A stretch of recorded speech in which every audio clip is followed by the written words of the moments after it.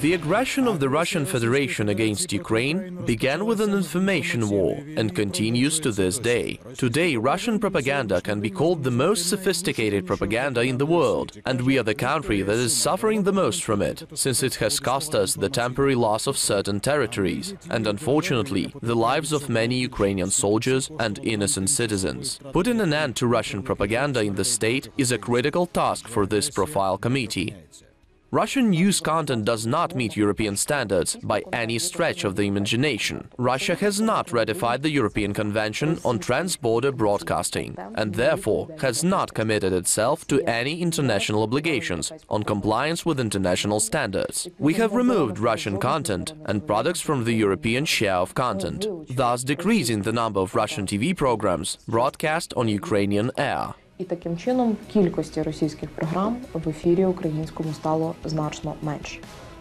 Late last year, the Ministry of Information Policy of Ukraine introduced the doctrine on information security. It is an important strategic document for Ukraine, which provides a range of mechanisms that, on one hand, limit the aggressor and, on the other hand, help independent Ukrainian media to develop. As for the Doctrine on Information Security of Ukraine, it is a document that was drafted by a large team of media experts and NGO representatives. It was also reviewed by members of specialized profile committees of the Verkhovna Rada, and we have discussed this document with our partners in the OSCE and NATO. The document would not have been so successful without the number of people who have worked on its drafting. The main strategy in the fight against Russian propaganda is to convey the truth to people. To this end, Ukraine has created the Multimedia International Broadcasting Platform. The State International Broadcasting Television Channel, UATV, was launched on the air on October 1st, 2015.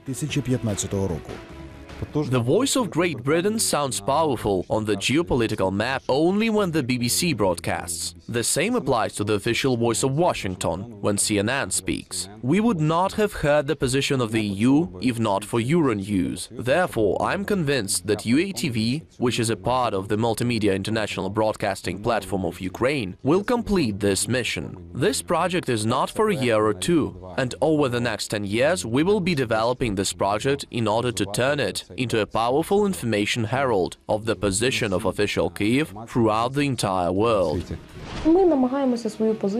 We try to communicate our position to the world through broadcasting abroad, the same as most civilized countries do. This corresponds to the highest world standards. Ukraine remains a democracy that shares the norms of international law and conducts an adequate information policy, even in the severe conditions of Russian aggression.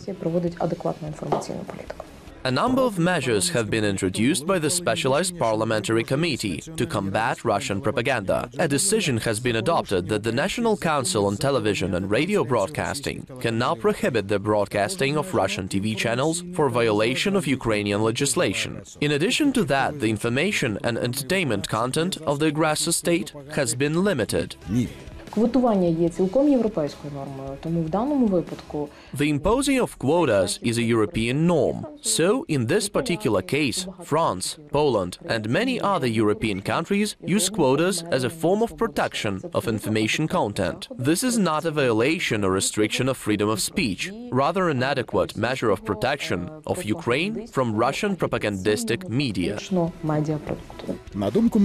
According to media expert Igor Roskladai, limiting Russian content is what the Ukrainian government is most criticized for. There is also the issue of proportionality, he says. In his view, the separation of people and cultural products should be more rational. In 2015, Ukraine adopted a decision to ban Russian TV series, which popularized the authorities of the aggressor state, seeing as Russia makes movies using state budget funds that depict its military soldiers as heroes, although this is in fact blatant propaganda.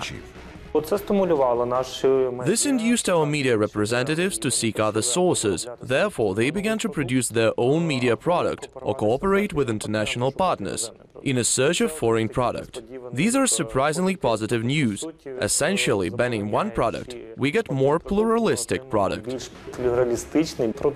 The information policy consists of several aspects. Quality management and communications are two of those aspects. Media expert Igor Roskladai believes that the public authorities in Ukraine need to improve their ability to correctly explain their own actions. Then there will be fewer questions and misunderstandings.